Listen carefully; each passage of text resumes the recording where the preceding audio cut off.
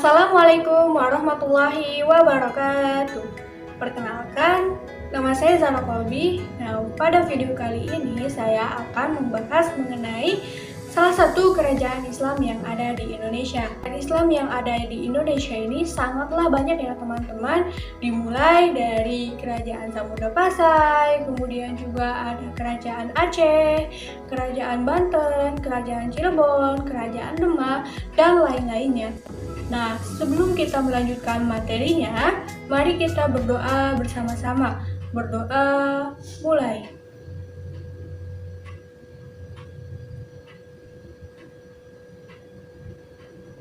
Berdoa selesai.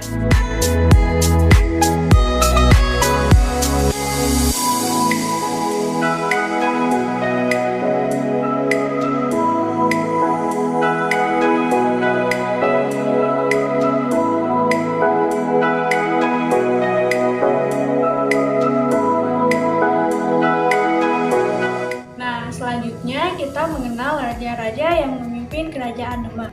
Nah, mari kita bahas satu persatu ya teman-teman. Nah, yang pertama adalah Raden Fatah. Tadi sudah dijelaskan ya bahwa Raden Fatah ini merupakan raja pertama dan pendiri kerajaan Demak ini sendiri.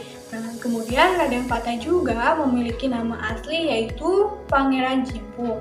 Raden Fatah juga merupakan putra dari Brawijaya V dan Putri Campa.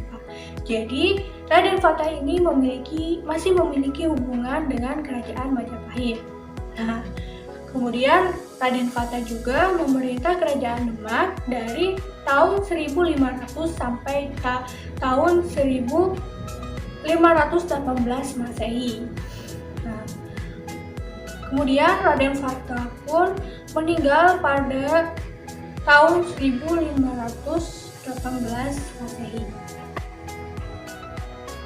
Yang kedua adalah Pati Unus, di mana Pati Unus ini merupakan anak dari Raden Fatah.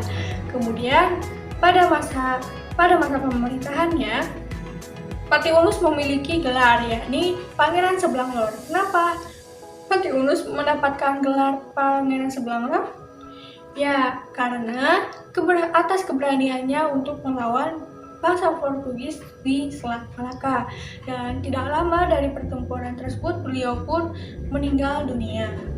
Nah, yang ketiga adalah Sultan Trenggono. Nah, Sultan Trenggono ini merupakan anak dari Raden Fatah dan adik dari Pati Unus itu sendiri. Nah, pada Sultan Trenggono ini memimpin dari tahun 1521 sampai 1546 Masehi. Di mana pada masa pemerintahan Sultan Trenggono, kerajaan Demak mengalami masa kejayaannya. Ditandai dengan perluasannya wilayah kekuasaan, contohnya seperti Sunda Kelapa dan daerah-daerah lainnya yang menjadi wilayah kekuasaan dari kerajaan Demak. Yang terakhir adalah Arya Penangsang. Pada masa pemerintahan Arya Penangsang juga tidak berlangsung lama karena adanya perebutan kekuasaan antar keluarganya.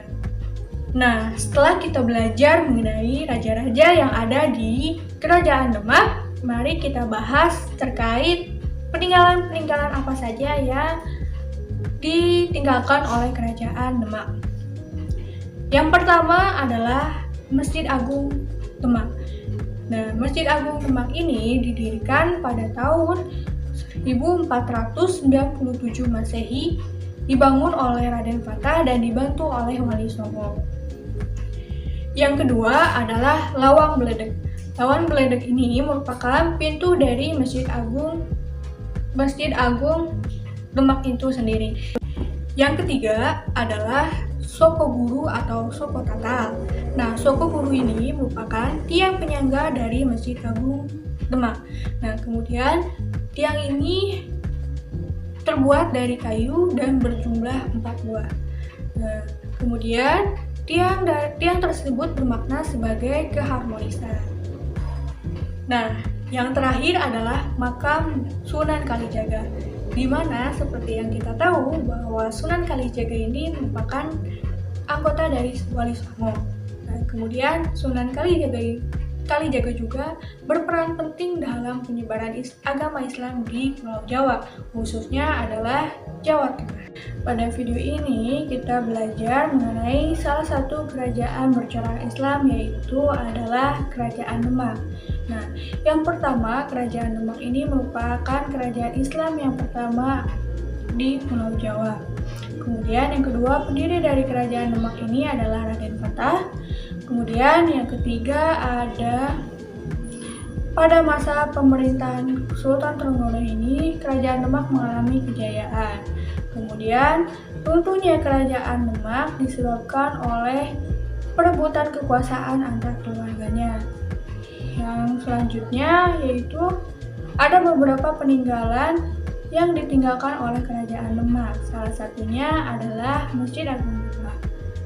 Itu saja yang bisa saya sampaikan. Mohon maaf apabila ada kesalahan.